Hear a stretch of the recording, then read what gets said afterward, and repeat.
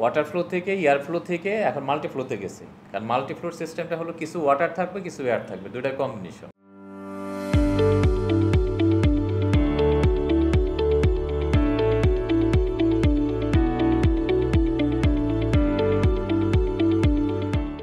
Conventional যে dyeing মেশিনগুলো use করছি, মেশিন একটা ইম্পর্টেন্ট জিনিস, সেটা ছিল ওয়াটার ফ্লো। পরবর্তীতে এটা আসছে এয়ার ফ্লো। এয়ার ফ্লো কিন্তু নিয়ে আসছে থেন, কিন্তু সাকসেস হয়নি মার্কেটে বিকজ অফ দেয়ার কস্ট এবং আদার্স।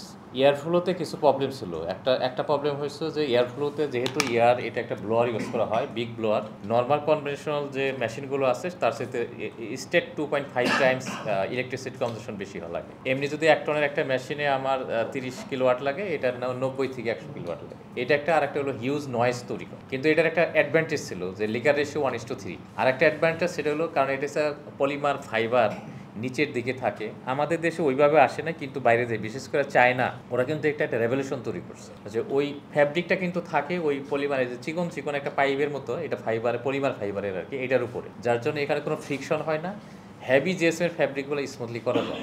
কিন্তু এই ইলেকট্রিসিটি কনজাম্পশন এবং তার সাথে এই নয়েজের কারণে ওরা এখন লেটেস্ট আর একটা মেশিন কম্বিনেশন নিয়ে আসছে, সেটা হচ্ছে ওয়াটার অ্যান্ড এয়ার। এটাকে বলা হয় মাল্টিফ্লো। আপনারা যারা ওই সমস্ত দেশে ভিজিট করবেন, গিয়ে দেখবেন আগের যে কনভেনশনাল ফর্মস বা আদার্স মেশিনগুলো ছিল, একটা মেশিনও নাই। সেই মেশিনগুলো সব ট্রান্সফার করে এক্সপোর্ট করছে আমাদের দেশে। আমরা যে রিকন্ডিশন মেশিনগুলো কিনি ওইগুলো সস্তা নিয়ে আসতেছি। ওরা বলছে তোমরা যদি ফ্রিও আমাদের কাছ থেকে নাও তবে আমরা রাজি আছি। তারা দেখেন কোন জায়গায় চলে গেছে, ওয়াটার ফ্লো থেকে এয়ার ফ্লো থেকে এখন মাল্টি ফ্লোতে গেছে। কারণ মাল্টি ফ্লোর সিস্টেমটা হলো কিছু ওয়াটার থাকবে কিছু এয়ার থাকবে, দুইটার কম্বিনেশন। আমরা যারা কনভেনশনাল ওয়াটার ফ্লো মেশিনে বিশেষ করে 400-500 জিএসএম ফ্যাব্রিক কিন্তু ডাইং করতে পারি না, এবং ইদানিং বায়াররা কিন্তু এই ধরনের ফ্যাব্রিক আমাদের বেশি দিচ্ছে, এবং আমরা এটা কনভার্ট করে দিচ্ছি সিপিবি। কিন্তু সিপিবির অনেক লিমিটেশন, তার মধ্যে একটা স্মল কোয়ান্টিটিগুলো করা যায় না, এটা বড় সমস্যা।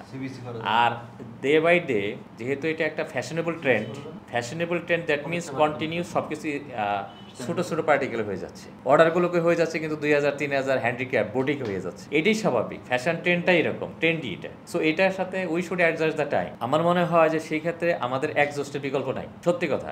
কিন্তু আমাদের এইখানে আপনারা যারা আছেন, আপনাদের you should everybody rethink about the multiflow. এটা নিয়ে চিন্তা ভাবনা করা উচিত। কনভেনশনাল চাইতে একটু প্রাইস বেশি, কিন্তু লিকার রেশিও কিন্তু 1:3 এবং হাইয়েস্ট 1:3.5, তার বেশি না।